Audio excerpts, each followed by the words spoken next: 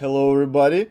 My name is Zyle, and today I'm going to tell you how I did the song in 1 hour. Well, it's not that simple. See, when I was doing this challenge, I wasn't in the capability to record anything, so I basically have to make an instrumental song for this 1 hour challenge. I got challenged on albumoftheyear.org by a user, and the concept is make a song from scratch in 1 hour. So I did it in 51 in brackets 56 minutes. I have duplicated the project so that I can explain all of the technicalities and stuff. Okay, so this is the entire project here.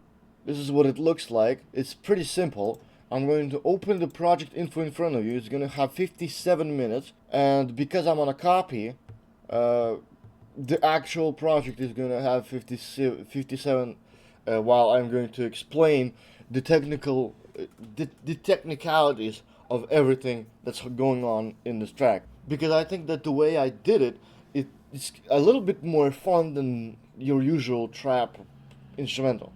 So I'm gonna try to break down instrument by instrument, trying to explain every plugin because I think that everything is intentional here. So let's go. So the first thing that I want to start with is the mixer, because well, originally I started with like making this synth that kind of synth arpeggio, but to understand how it sounds, I would need to explain to you what each of these four plugins does. Let's go through them one by one, and you will be able to understand how they impact the song. So the first plugin I have is Morph. Let me deactivate it and play you the synth, the main riff.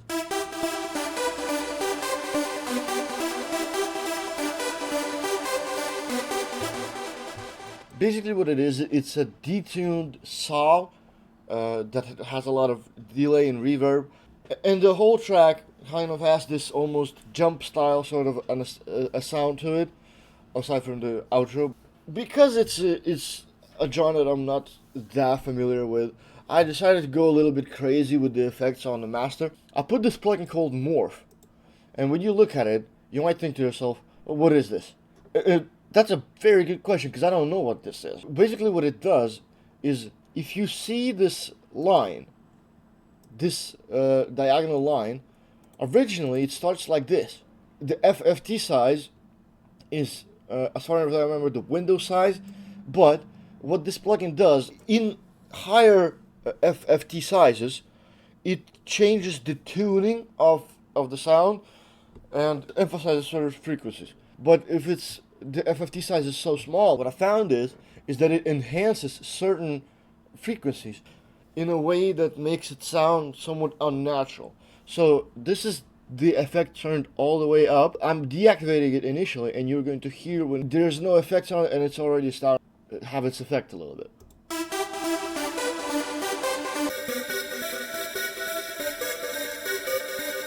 So let me turn it down. So you already hear how the sound. It sounds a bit weird, and you will see in the thing up here that it emphasizes certain frequencies, which gives it this sort of a flanger feeling on the initial state of it. But I ended up raising the actual graph here, so hear how it sounds in full mix. And now I'm going to turn it down to the actual amount of mix that is used on the track.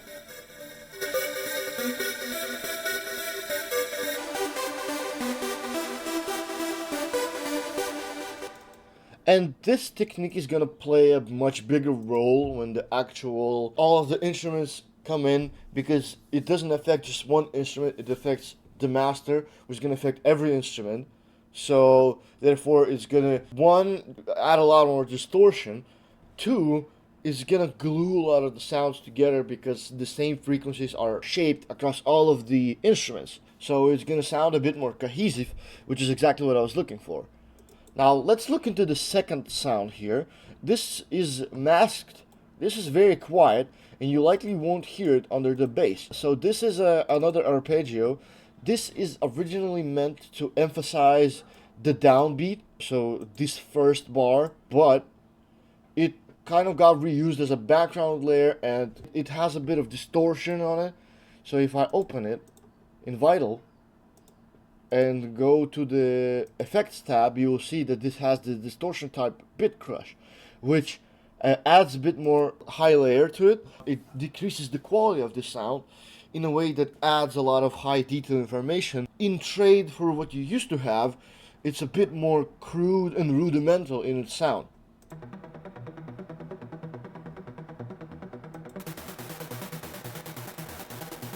You'll hear that it's a bit brutal. The effect is maybe a bit too harsh, but I found that underneath this wall of noise that I'm creating, it actually sounds pretty well. It adds a bit of depth as well as kind of replacing a hi-hat, because I'm later boosting these high frequencies as well. The next instrument, which is the bass. Now the bass is the weirdest part of it, I would say, because I really don't know how to make hard basses. You can see when I started out, I have two oscillators. This first oscillator is responsible for the sub. It is being controlled by envelope 2, which you can see has a delay before the sound, so it kind of swells in. I've deactivated the second oscillator, so you can hear just the bass. Okay, so that's just the bass. And the way that I created the bass is I grabbed one of these like default, well not default, I have this pack here. It's a pack that has a lot of different wavetables. I just scrolled until I found the one frame that I enjoyed, which is here. I also added a bit of time skew so that over time, the longer you play the bass note, because this is trigger, so as soon as the note is triggered, it's gonna scroll on this LFO up and down. As soon as the sound starts, it becomes more distorted over time, which creates a bit more motion than if it was just a sub. So, and also there's a lot of distortion on the sound and post-processing, which I'll explain a bit later. But the second oscillator is responsible for the kick. It's being controlled by this sharp like spike, which has just the attack on it, and this is responsible for the level, which is the volume, as well as the pitch, which this is the volume, this is the pitch. So it acts as a kick because it starts at a high frequency and drops down to the low frequency, which is how kicks work.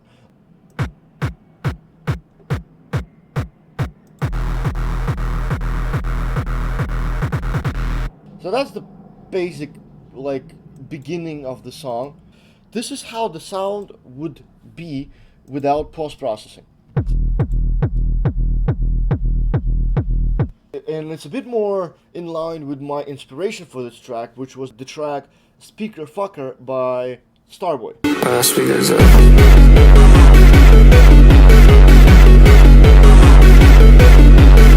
It's like this old school gabber style track with the tempo of jump style. So I was really inspired by it, and so I made this patch sounding similar to it. But I add a lot of effects to make it a bit more noisy and a bit more distorted, because this subdued bass wasn't going to work with these really large synths I have. So the first effect I have is one of my favorite distortion plugins. I think it's free, you can see. It's Liberty. Really unfriendly user design, by the way. It starts out with literal silence because the input and the output are, well, they're at the bottom.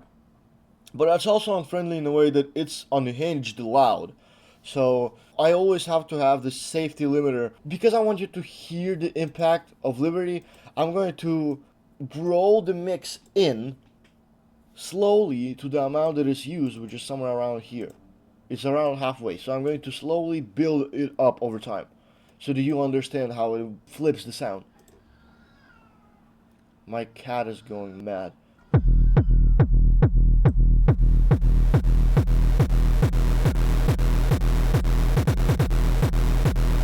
So you can hear how it adds a lot of distortion. You can hear how it almost bit crushes the sound. The mode that I used is Steam Folder, which is one of the many modes that just like distorts it into hell from the beginning. It's no matter what you're gonna put through it, it's gonna fold it in a way, and I don't exactly understand the type of distortion, but it's gonna fold it in a way that's just gonna make it a bit loud, which is what I was looking for. So next up, what I did is I added this. This is a bell curve.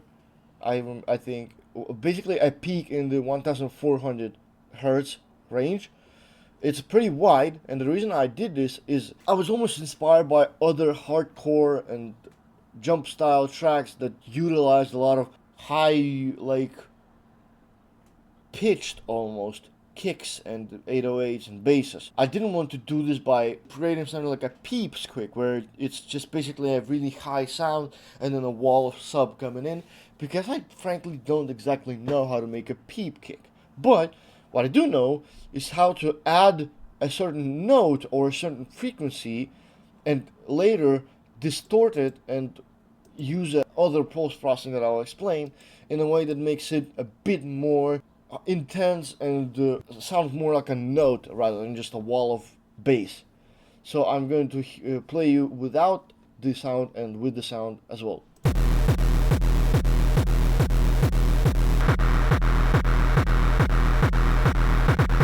It also helps the bass sound a little bit more analog in a way that it boosts a certain frequency and also takes off a bit of the high end, because the high end is going to get taken up by this sound. So let's hear everything together with the tag, as always, so that you know what... Oh shit. Alright, so here's where I messed up in the explanation of this. I knew I was gonna do it. There are other post-processing elements of this track, which it's almost appropriate to mention now before I play you the actual result, because I am putting 2 bass boosting EQs on this to make the bass a bit more present, and also this really harsh distortion, because you can see it's really harsh because of just how much gain I'm adding from where it used to be, right? The line is all the way up here, and this is done for the reason that I really wanted the bass to be overpowering on this track. I wanted the bass to feel like it's crushing everything, and in turn making the parts that don't have the bass a bit more louder, which is almost how sidechain works, but instead of sidechaining, we're just distorting everything to hell, so that when the main sound isn't present, everything is loud. So here's how the drop sounds with the massive amounts of distortion and bass boosting that I've added.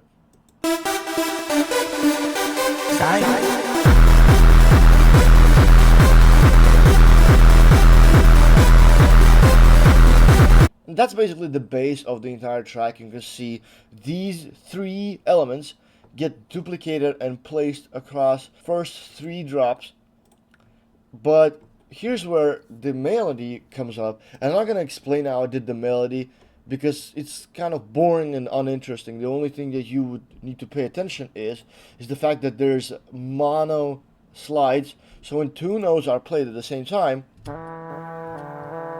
it slides, but when 2 notes are played with a break in between them, it doesn't slide, which in turn allows me to actually contain the tonal information of small notes and smaller notes without that long pitch glide, but also able to create that pitch slide in moments where I need it. And the pitch slide is pretty brief, it's only 0.02, which is pretty short, so it only acts as a very small part of it. So I'm going to play you the melody, and the melody does change a bit in the second half. I'm not going to explain how it changes, but here's the melody on its own.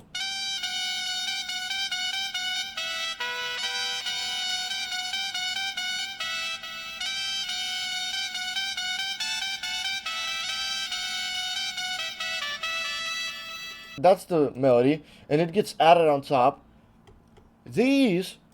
So what I did here is I added this sound, and this is marketed as an 8-bit hi-hat, but what I did is I created a high-pass filter, and I filtered out a lot of frequencies so that it basically acts as a crash cymbal. And this almost replaces these repeating claps that you hear, because the claps would contain a lot of lower end information, which would clash with the bass and the synths and stuff. So I added this almost exclusively high sound layer so that it still adds intensity and depth without causing clashing because of how distorted the whole thing sounds. and the drop sounds like this.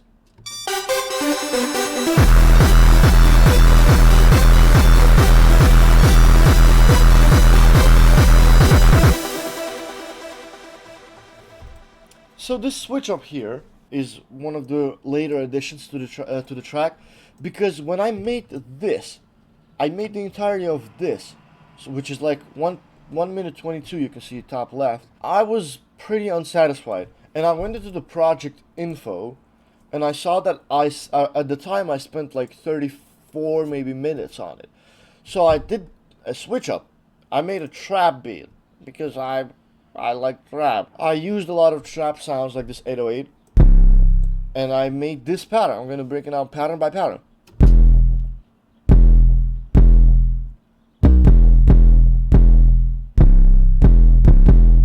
Now, one of the main problems I had with creating this part is that the bass kind of clashed with the actual sounds, because originally the bass was just this. So it was just one note. The melodies themselves were based on this one note, which is it's E. It's E5, maybe not 5, but everything was centered around E because the song is in E major and it only uses this one chord. So when I made this bass, I had to make sure that a lot of the sounds have no sub and almost like decrease their bass level, so that there's place for this bass, which now uses multiple notes, which could clash with a lot of the sounds. I used 2 hi-hats, one open hi-hat that I just stacked on every kick. So with the I'm gonna play it without the bass, and I'm gonna layer the bass halfway through.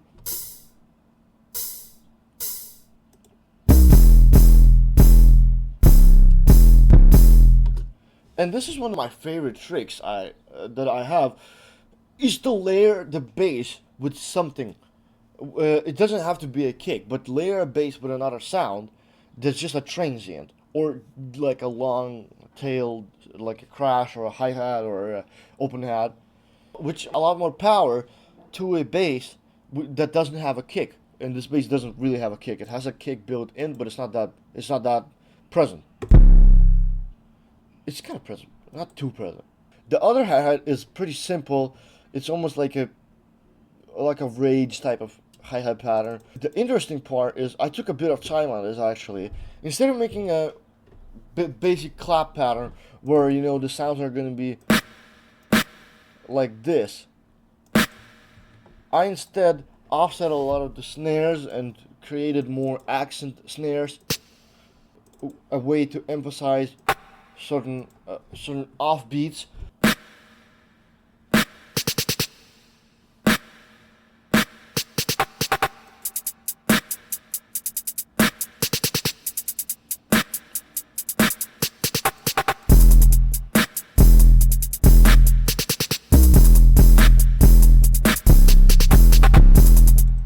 Oh, also there's this effects right before the drop and the crash, just to make it hit a bit more harder. So I'm gonna play it from the beginning for you.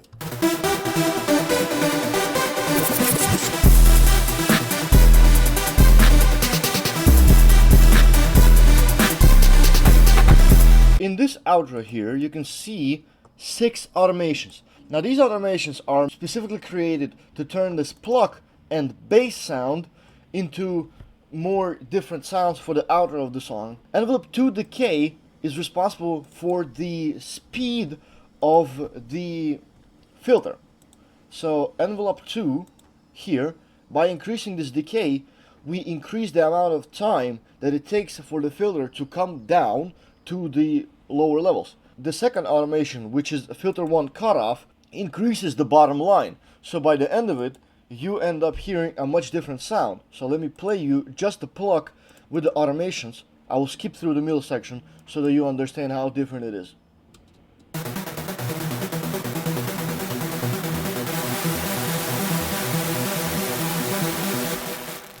Now, this process of automating the sound and the filter cutoffs and stuff like that is something that I learned a lot from listening to Deadmau5's music and watching tutorials on how to make Deadmau5's music.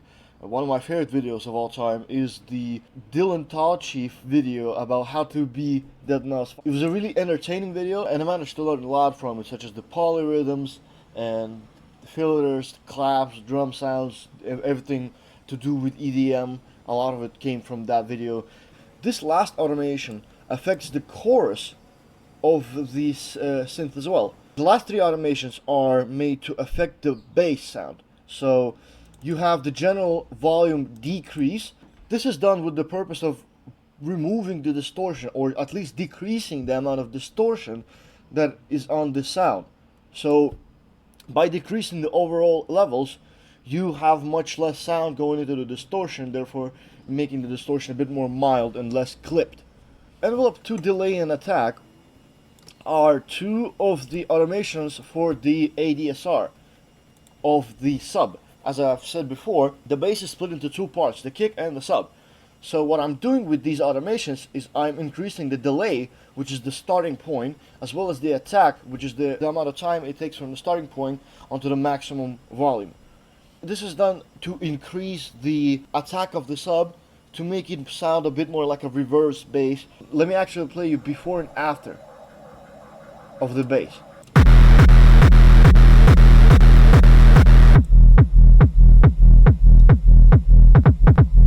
Now I finished this version by around 51 minutes or 52 minutes, but what I did is I also did a little bit of mastering, and by mastering I mean just normalize the song, make sure everything is loud, and remove the early start position, as well as just listening through it again. So actually it took me 57 minutes, the whole thing. So you can go right now into the description of the video and check out the Bandcamp and Newgrounds links, or just watch the YouTube video, which is going to be in the end card as well as probably in the description. That was my attempt at making a song in 1 hour. Yeah, I hope you enjoyed this video. I hope you enjoyed this little breakdown. I hope you enjoyed the song itself, and have a nice day.